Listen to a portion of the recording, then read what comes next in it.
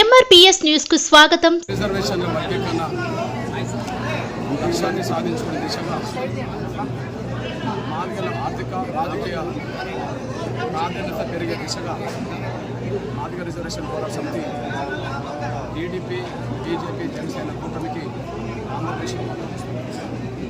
అందులో భాగంగానే అనంతపురం నుంచి కూటమి అభ్యర్థిగా నిలబడ్డ మా సోదరుడు నిలబడ్డ నాయకుడు అంబికా లక్ష్మీనారాయణ మాధవి గారికి ఆయన గెలుపును ఆకాంక్షిస్తూ ఈరోజు ప్రచారం చేశారు. టీడీపీ అనంతపురం శాసనసభ నియోజకవర్గ అభ్యర్థి నా సోదరుడు ప్రసాద్ గెలుపును ఆకాంక్షిస్తూ ఇక్కడ ప్రచారంలో పాల్గొన్నారు. ఇక్కడ జగన్ వల్ల 5 ఏళ్ల పాలనలో మాదిగలే కాదు ఆంధ్రప్రదేశ్ ప్రజలే నష్టపోయారు.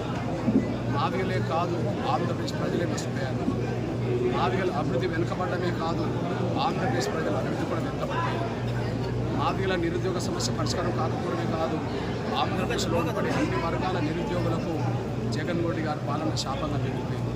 కాబట్టి ఆంధ్రప్రదేశ్ ప్రజలకు శాపంగా మిగిలిపోయిన జగన్ పాలనను తొలగించుకోవాలని, జగన్ ఇంటికి పంపేయాలని, ఆంధ్రప్రదేశ్ ఉజ్వల భవిష్యత్తు కోరుకునే వాళ్ళు ఎవరైనా సరే మాదిగలతో పాటు ఆంధ్రప్రదేశ్లో ఉన్న అన్ని వర్గాల ప్రజలు, ఆంధ్రప్రదేశ్ ప్రజల ఉజ్వల భవిష్యత్తు కోరుకునే ప్రతి ఒక్కరు కూడా ఖచ్చితంగా టీడీపీ, బీజేపీ, జనసేన కూటమికే మీరు ఓటేయాలని చెప్పి నేను కోరుకుంటున్నాను. చివరికి ఆంధ్రప్రదేశ్ను ఏ స్థాయికి దిగదార్చాడంటే భారతదేశంలో ప్రతి రాష్ట్రానికి ఒక రాజధాని, భారతదేశంలో ప్రతి రాష్ట్రానికి ఒక రాజధాని, వాళ్ళ రాజధాని అని చెప్పి ప్రతి రాష్ట్ర పౌరులు గర్వపడుతుంటారు. కానీ ఆంధ్రప్రదేశ్ రాజధాని ఏందో తెలియని పరిస్థితిలో, ఆంధ్రప్రదేశ్ రాజధాని ఇది అని చెప్పుకోలేని పరిస్థితిలో ఆంధ్రప్రదేశ్ ప్రజల్ని నెట్టేసాడు జగన్మోహన్ గారు.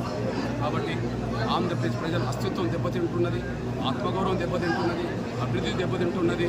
అన్ని రంగాల్లో ఆంధ్రప్రదేశ్ వెనుక నెట్టివేయబడుతున్న ఈ సమయంలో దానికి కారకుడు జగన్మోహన్ గారు కనుక ఆయనను ఓటు ద్వారా శిక్షించాలని, ఆంధ్రప్రదేశ్ ప్రజల భవిష్యత్తు చంద్రబాబు నాయుడు, అదే సమయంలో పవన్ కళ్యాణ్, అదే సమయంలో మోడీ గారి చేతుల్లో ఉన్నది కనుక ఆ అభివృద్ధికి కాంక్షించే ప్రతి ఒక్కరూ మోడీ గారికి ఓటేయాలని ఇక్కడ అనంతపురం నుంచి పార్లమెంట్ అభ్యర్థిగా ఖచ్చితంగా నా సోదరులు అంబికా లక్ష్మీనారాయణ వాల్మీకి గారికి అఖండ మెజార్టీతో గెలిపించాలని, అదే సమయంలో అనంతపూర్ ఎమ్మెల్యేగా ఉండబడే నా సోదరుడు ప్రసాద్ గారికి కూడా ఓటేసి గెలిపించాలని చెప్పి నేను విజ్ఞప్తి చేస్తున్నా.